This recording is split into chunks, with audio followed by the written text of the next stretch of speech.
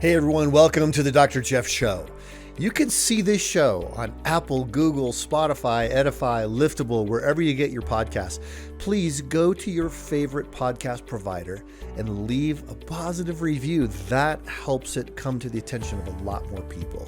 And we want it to be coming to the attention of more people because on this show are major thought leaders from many fields of influence showing how our worldview changes everything. Well, you have heard of crowdfunding platforms like Kickstarter or GoFundMe. Well, our guest today co-founded a platform that charges no fee on the money that's raised. It helps people raise money for missions trips, medical expenses, churches, and more. And you have heard about it because it was in the center of media attention recently. And we're going to get into all of that and what it's like when you're under attack and how to stand strong. Please welcome Jacob Wells to the show. Jacob Wells, welcome to the Dr. Jeff Show. It's great to be here. Thank you for having me.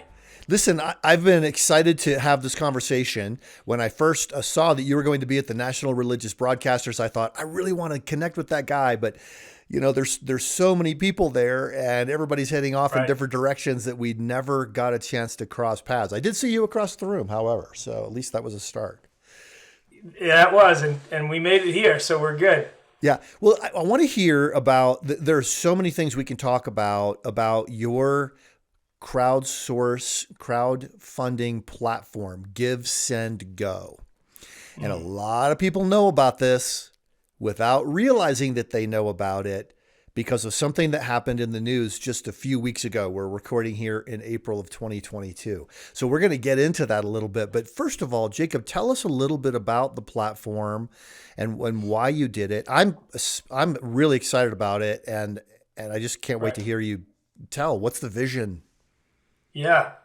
We use the pinky in the brain example of what are we going to do tomorrow is we're going to take over. We're going to try to take over the world. Pinky. Our goal is to be the leader in donation fundraising around the world. We're in 40 countries right now. People are using us everywhere to raise money to make a difference in their community. And that looks like a lot of different things. And so, which is part of the reason why we've blasted onto the scene is we've allowed our platform to be used in a very free manner. We kind of allow the law to set the boundaries for what it's used for. But we started back in 2014 just with a vision for building a platform that recognized that money will help meet our material needs, but it does not meet our immaterial needs. And everybody has those. No amount of money that you give to someone that's just lost a child in a tragic accident is it'll pay for the funeral expenses. It will not fix the hurt that a parent is going through and grieving. And we knew and we believe as Christians is that Jesus is the hope in those hopeless moments. And so we needed a platform that was more than just, hey, let's raise money. That's good. It'll go so far, but it doesn't meet the whole scenario. And so we need a platform that engages both sides of that. And how can we do that? And I started the company with a couple sisters in 2014, and then in 2015, one of them had to drop out just because of life situations. And then so my sister Heather and I have since then co-founded it and been walking it out. Jacob, one of the things that caught my attention immediately when I first heard about your platform was that you offer the fundraising service for free. And a lot of people don't know that depending on which site is gathering the money for whatever cause, they might be taking a bite out of that, of 5 to 10% of the money that's raised, they take just off the top. So there's not much altruism behind a lot of these platforms. That's a business model where they sort of take advantage of people's compassion to skim money off the top. Maybe that's an unfair way to say it, but that's one thing that really drew my attention with your platform. Well, and it's how we've led in this space and how we're going to continue. I mean, our vision initially was like, okay, we're stepping in this space. We have real costs like any business does, organization does. GoFundMe, Kickstarter, Indiegogo, they're charging 5 to 10% of any donation that comes through. So if you're raising money and someone gives you $100, you're only getting about because there's processing fees, payment processing fees, MasterCard and Visa, and they charge independently of even platforms like ourselves. We can't get around that. But these platforms were charging 5 to 10%. So people were getting maybe 90% of their donation. And at first we stepped into the market saying, well, let's just be cheaper. Or a little less costly to people. So we'll just charge less. And after about 3 months, this was back in 2015 when we had just launched, we really felt God stirring inside us to say, listen, we're asking people to step out of their comfort zone, to engage their community and meet financial needs for people, and believe in faith that God is going to provide for them. So we should be stepping out in faith with our own business venture that God's called us to. So what we said was, you know what, we're going to go off of a generosity model, which is we're just going to believe that as people use our platform, they can give to us if they feel like they're able and willing and led to give. And so we did that back in 2015, and now a couple other sites have emulated that process. We run on generosity, and so givers, when they're giving to a campaign, they can give a little bit extra to GiveSendGo to keep us free. It made sense that instead of taking money from the person raising it, who needs that money, that's why they're raising money, instead of taking it from them, why don't we see if the givers who have money, that's why they're there, they've got money, they're givers at heart, why don't we see if they're willing to give a little bit extra to keep us free for those campaign owners? And sure enough, they were. They're generous. They're givers at heart. And so we found that, wow, generosity as a model really works. And so we've led in that space over the past several years, and now many other platforms have started to adopt that model as well. I've noticed a lot of the organizations that are involved in fundraising and sharing generosity have changed their models based on what you've shared. I think that's great that you let out in that way. Dig into. I didn't want to just get to that point by missing the significance of what you said earlier. That you want to help meet the deeper needs of people. It's not just getting the money, like you said. Getting the money solves some of the problems. Financial problems always complicate heartache. Right. So you can take care of that. But you mentioned that you really are more concerned about the whole situation, and talk about how your platform engages people at that level. Yeah, so that's something that we've really wrestled with as a technology platform. It's like, how do you deliver this hope message to people? And so one of the just base level ways was everything that we do on the platform is going to revolve around God's word, because we know that God's word brings life. And so if you go to any page of GiveSendGo, it's just going to have his word written throughout it. And that's on the receipts when people give. That's on the thank you emails that go out. It's literally all throughout your campaign dashboard. You're just getting little messages of what God's words say about that feature. And so we infiltrated the platform with God's word, just to give life to people as they use our platform. And then we introduced something back in like 2016, 2017, which was a Pray Now button. You won't find it on any other crowdfunding platform, but on GiveSendGo, we have a Pray Now button. So what we realize is there's real power in prayer, that God bends his ear, as scripture says, to our petitions. And that we wanted a way for people to be able to show not only their financial support, but also their prayer support to people. So we added this prayer button where campaign owners could list prayer requests on their campaign page, and that people could pray into those things. They could click on the Pray Now button, and you can actually write a message, a note of encouragement, a prayer for the person that has the campaign. And you don't have to give in order to do that. So you may not have money, but you do have, as a believer, you have a God that's got everything at his disposal. And so your prayers mean something to him. So you can pray into something for a campaign owner. So that was like step 2. Let's create this Pray Now button. At first, it was just a counter where it showed how many people were praying. And now you can send a message to the campaign owner. And then just about a year and a half ago, our first real team at GiveSendGo was a prayer team. People were in isolation. The pandemic was hitting everybody at all fronts. People were being told, you can't go outside, you need to stay in your house, you need to isolate from everybody. And we're like, man, how do we break through? We want to be better at engaging people. People are suffering right now because of this isolation. And we said, you know what? let's hire some people that are prayer warriors, and let's pay them to call every campaign that comes on to GiveSendGo and pray with them about what they're fundraising for. And so that really took off. It's been an amazing thing. So people that set up campaigns on GiveSendGo, they actually get a phone call.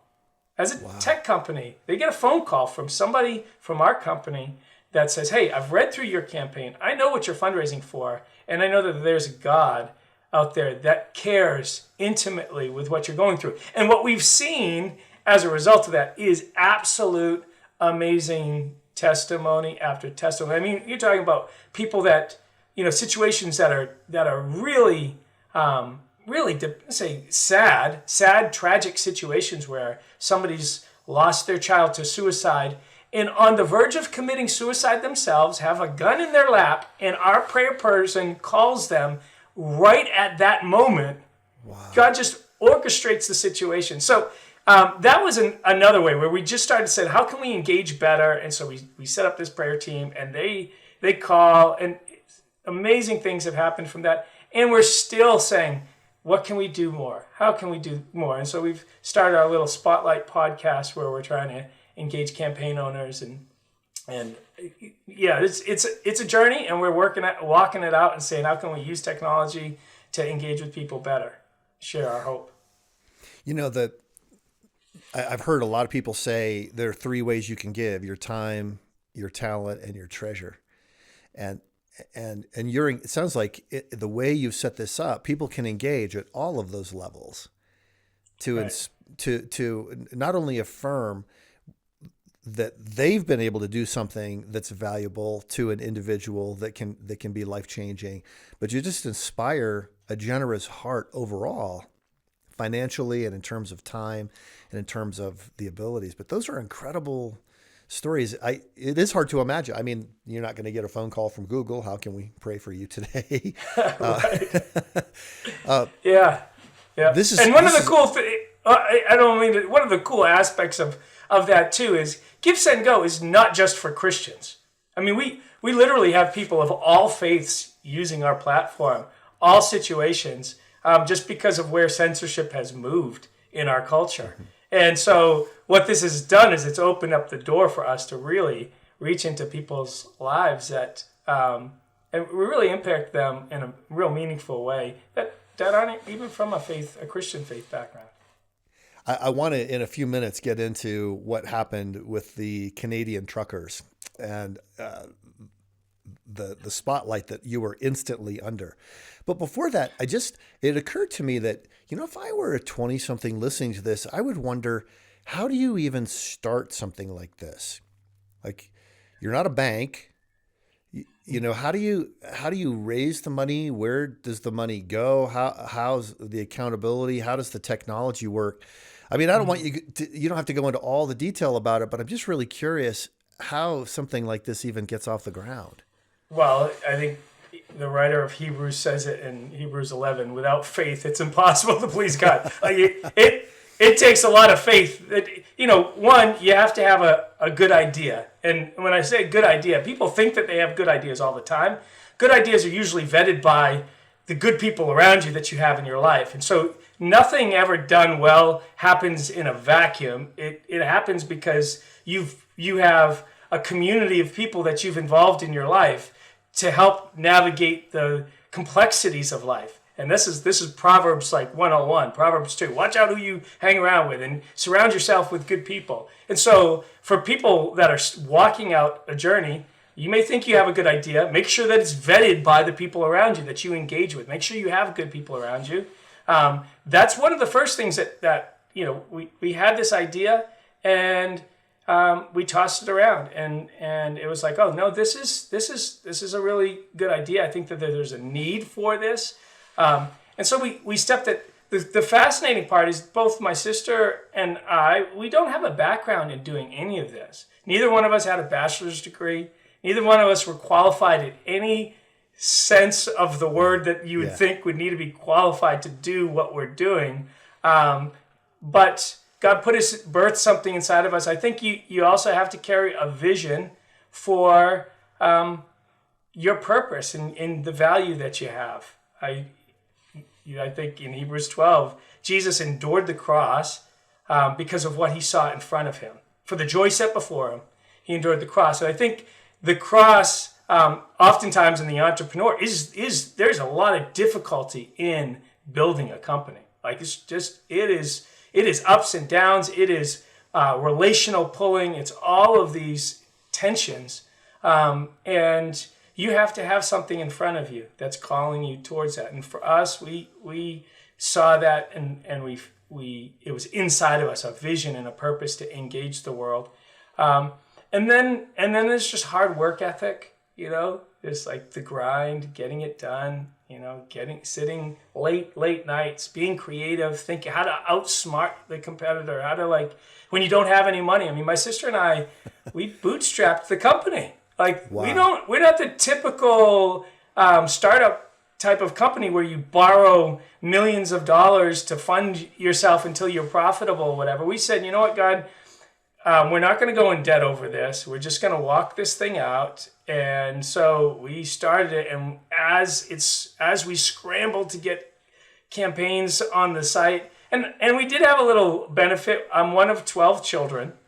And so we had a big army of ambassadors for GiveSendGo. A lot of them are in ministry and doing some great things around the world. And so that was helpful. We have a family that's engaged with it as well.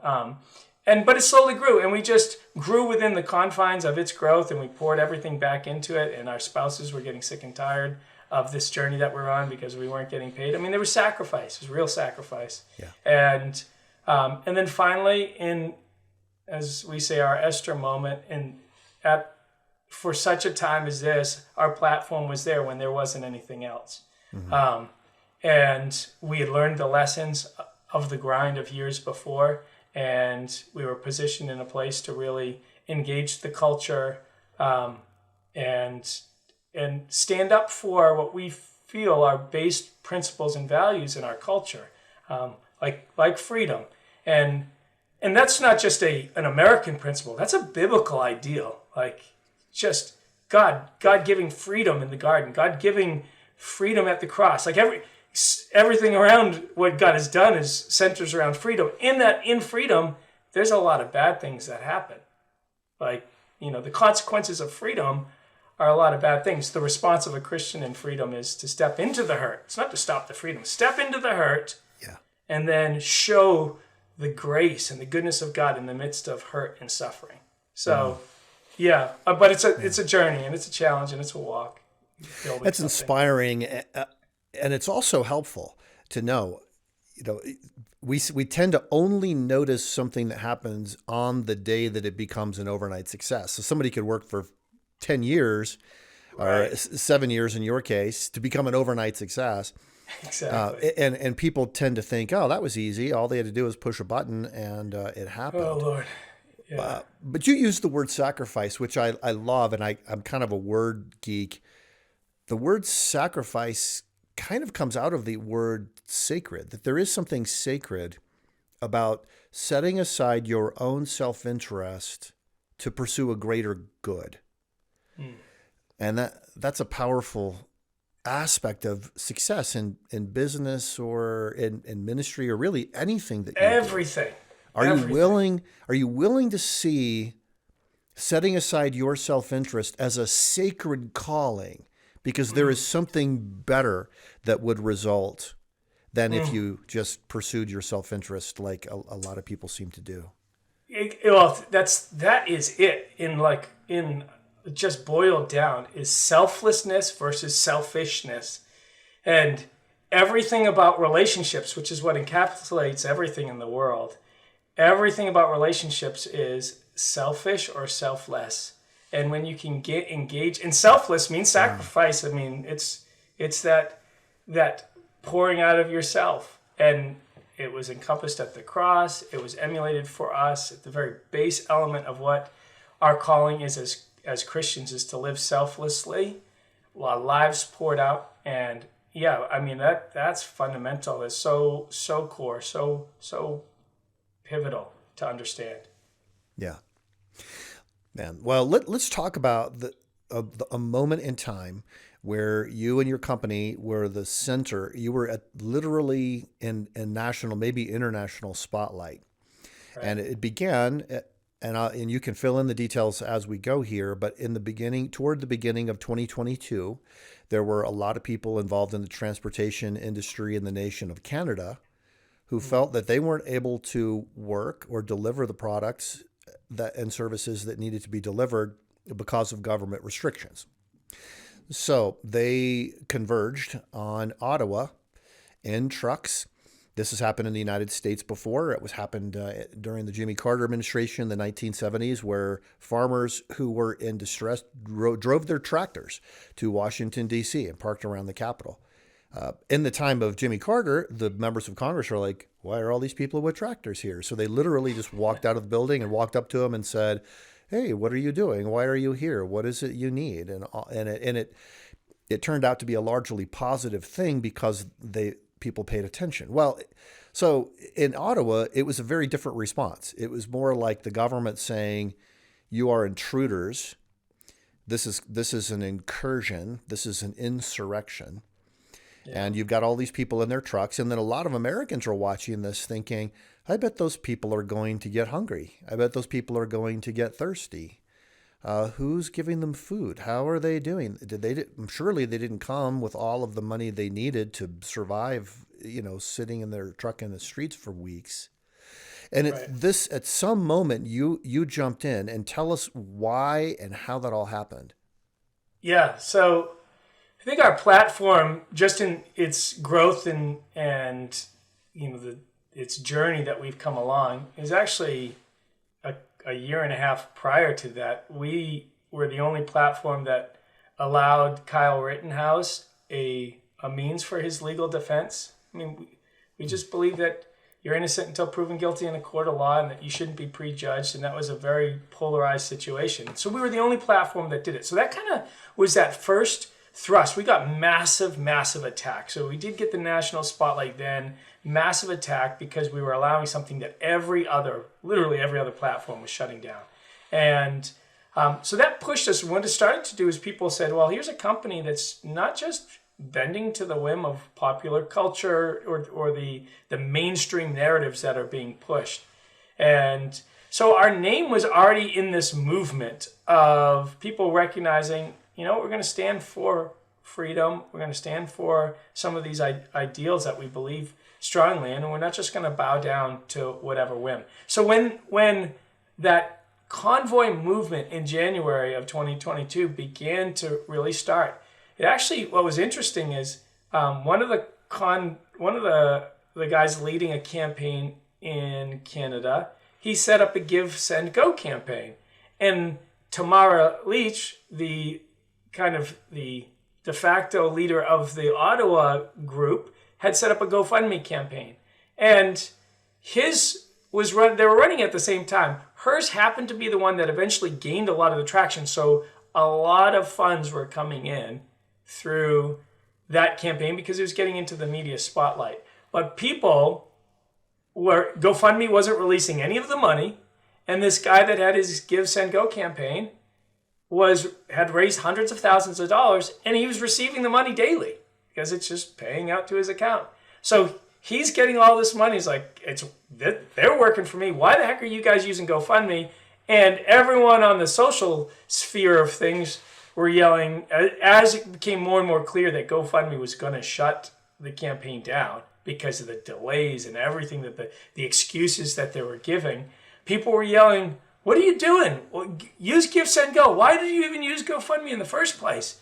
And so as that cry became louder and louder, a conversation opened up between Tamar and her team and GiveSendGo. And we said, well, our platform's open and available for everyone to use, and you're welcome to use it. And they said, okay, we'll set up a campaign. Still not knowing what GoFundMe was going to do. So they kind of just had it there on the background, maybe even as a negotiation tool with GoFundMe to say, hey, listen, if you don't, we've got this other thing ready to go.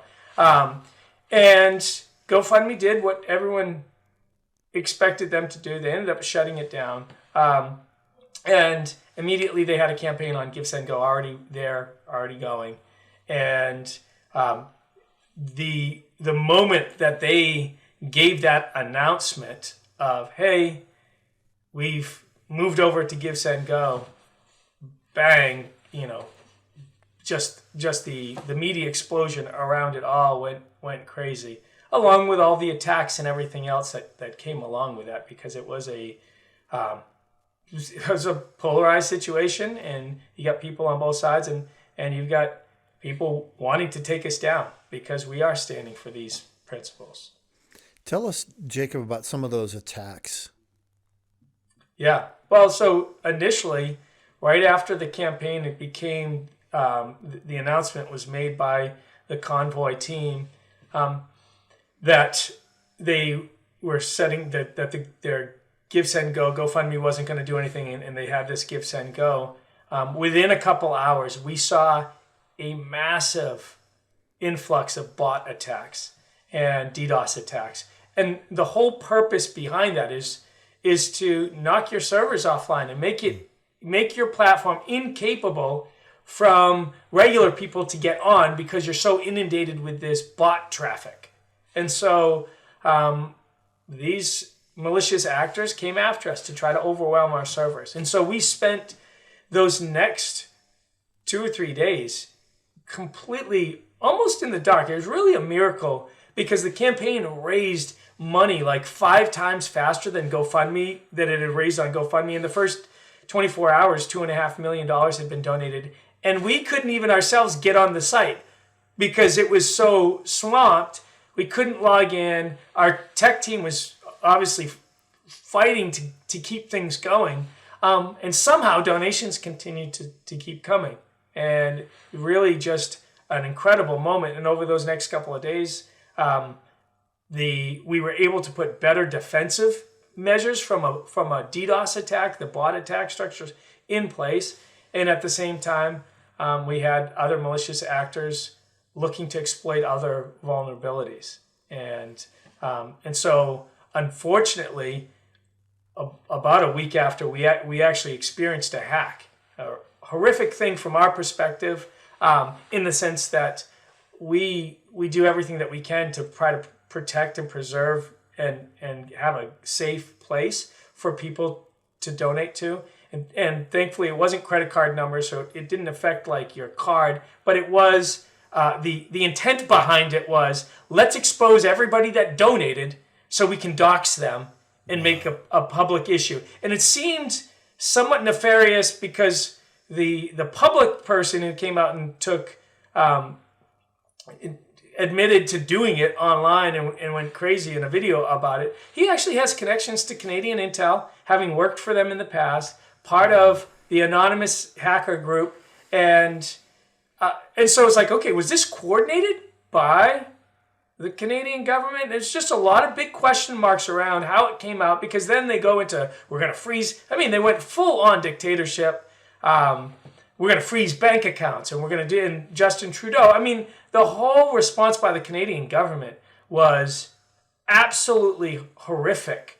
That, as the truckers came in the first place into Ottawa, they were in communications with the city of Ottawa. Everything was on the up and up. There was no they were in coordinating efforts with them. It's the way the mainstream media tried to paint this, absolutely, completely different than how it actually played itself out.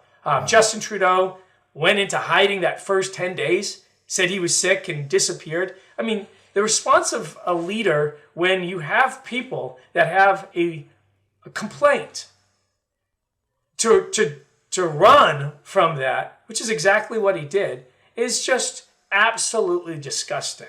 I mean, you may not agree with what their complaint was, but you at least engage and hear. And that's the way, I mean, how do you, as a parent, this. If I've got my child is coming because they've got an issue, and all I want to do is ignore them or it's only going to make the matter worse. Like, it's just, right. You have to engage, you have to talk it through.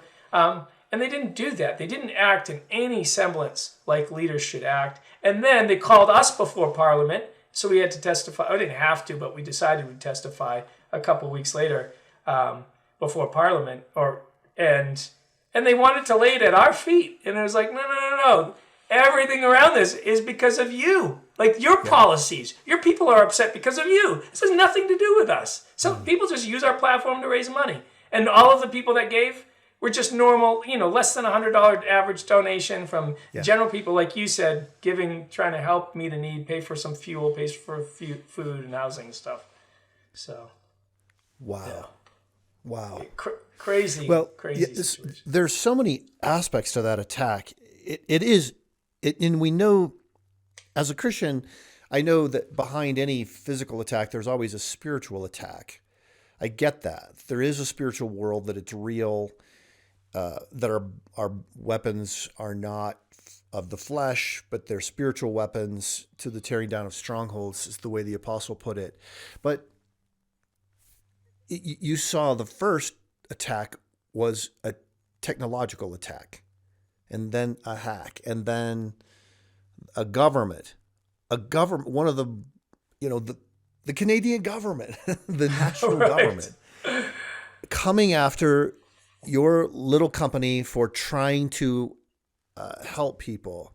And the way you've described it just now, I was trying to think if there's any media report that I heard that portrayed it in that way.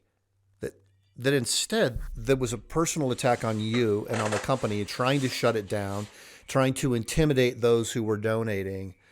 It all seems so malicious. It seems. Yeah. Well, I think when you operate, it was complete evil. I mean, it was a fear. When you operate out of fear, which is how the governments have been operating, it's all couched in this. When you operate out of fear, you use that same fear that you operate out of to then instill submission from the people around you. And so everything is fear-mongering. It's a power struggle, and governments know full well that fear is a great motivator. And if you can instill that in people, then you can control them.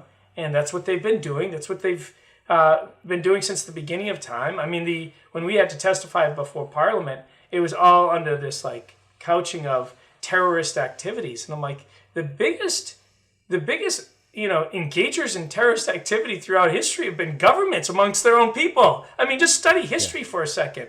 It's rarely rogue individuals. It's usually governments that have just overreached and abused their authority, and we see that time and time and time again. Just hundreds of millions of people killed by their own governments, and in this scenario, it's the same thing. A government that's just unwilling to engage with their own citizens as a byproduct of what their own citizens were dealing with. Was like, I can't feed my family. I can't work if I am not vaccinated, if I don't take a forced shot to save myself from a disease that 99% of people actually survive. I mean, and these are just the base numbers. And that's all they were saying. Listen, I've got families. I've got a family I need to feed, and I'm on the road by myself 99% of the time in a truck. Like, how is this fair? How is this?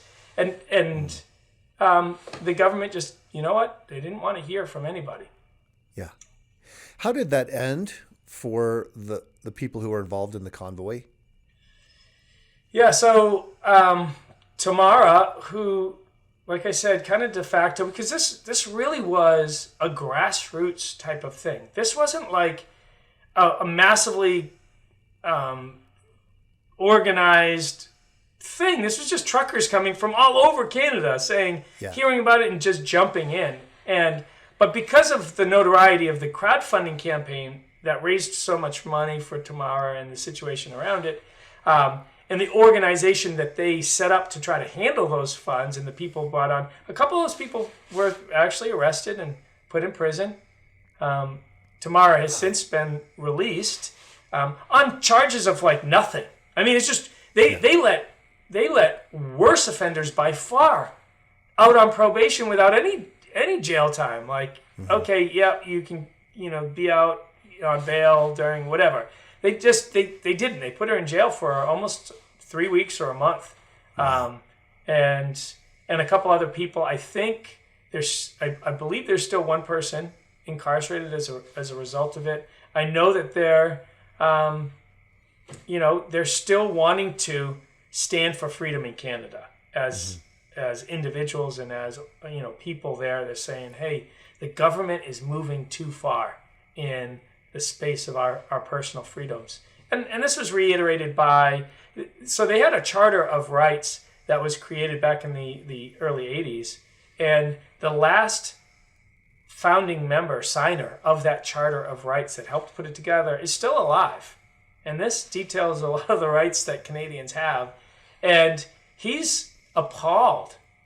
And he's actually spoken out against the government because they're using the things that they wrote up, and he was one of the signers of, completely not in the manner in which they, in the meaning behind what they put him in place for. And so he's been speaking out, advocating against it. And so, hopefully what this did is pull the veil off of the rottenness at the core of some of this. And, we hope for change. Yeah. Yeah. Well, I know we'll see in the coming months, but I sense the same thing. I sensed a lot of people in Canada who pretty much just went along and pretty chill about all of life are now enraged to see the abuses of this government that was supposed to protect their freedoms. Now, free speech is not the same thing in Canada as it is in the United States. It never has been. Right. But to see these abuses was a sacrifice on the part of some people to bring out the true nature of what was happening in that country so that people have the opportunity to rise up. Whether they will or not, I guess remains to be seen. How about GiveSendGo? What have the last couple months been like for you? Oh man, they've definitely been full. We've hired a bunch of people. We are hiring people. Just we've brought on some great security technical people to help bolster that whole side of our platform. You can hire like white team, red teams that come in and they test your site to see. So we've hired out companies to do that against our site. So we've done a lot just to strengthen the site and its security measures. I mean, there is if you just do a Google search of companies that have been breached over the past, couple of years, you're going to see everybody in the sun. Technology is this moving target, and this is why you're constantly getting an update for your phone, just because I realize that there's a bug or there's a vulnerability and a way to exploit it.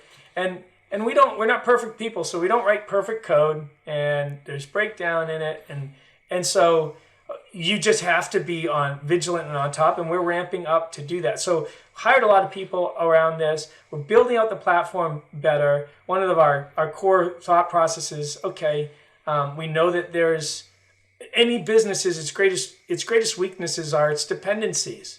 And if I have to depend on X, Y, and Z in order for my business to run, and I don't have backups for those if those go out, then my business is done. So how do I solve that problem? How do we build our own servers? How do we build our own bank? How do we build our own payment infrastructure systems?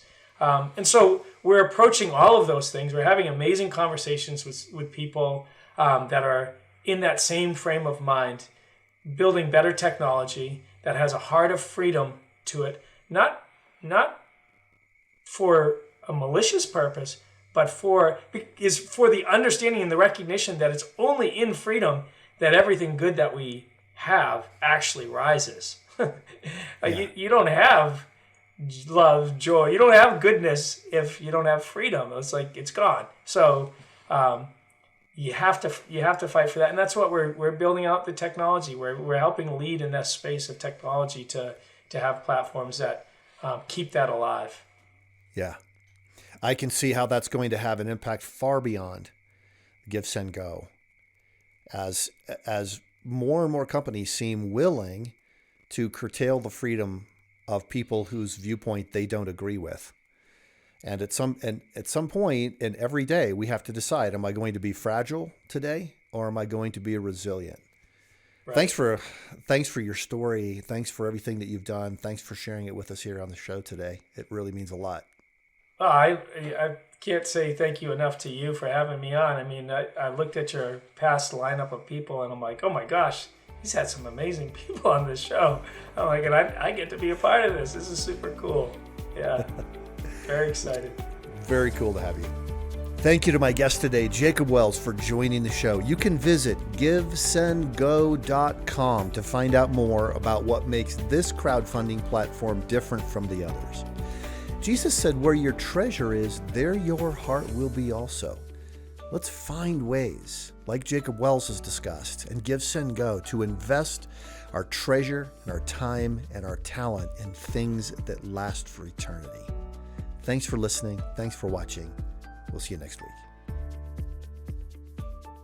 Hey everyone, I hope you enjoyed this episode of the Dr. Jeff Show. It's a podcast from Summit Ministries, summit.org. Summit is a nonprofit ministry that exists to equip and support the rising generation to embrace God's truth and champion a biblical worldview. For nearly 60 years, Summit Ministries has been training students and those who work with students to develop, deepen, and defend a biblical worldview through life-changing conferences, thoughtful church, homeschool, and Christian school curriculum books, free online resources, and more. If you want to live out a biblical worldview in today's world, and you desire to instill a lifelong faith in the rising generation, visit summit.org/The Dr. Jeff Show for more information. Listeners, I want you to know that our podcast is on Edify, which is a truly powerful app that brings together thousands of the best Christian podcasts in one place for your listening enjoyment. You can download it at Edify, EDIFI.app. Be sure to share this show if you have enjoyed listening to it. And leave a review, if you would, on the site where you download the show. That helps more people know about the Dr. Jeff Show. And I'll look forward to seeing you next week.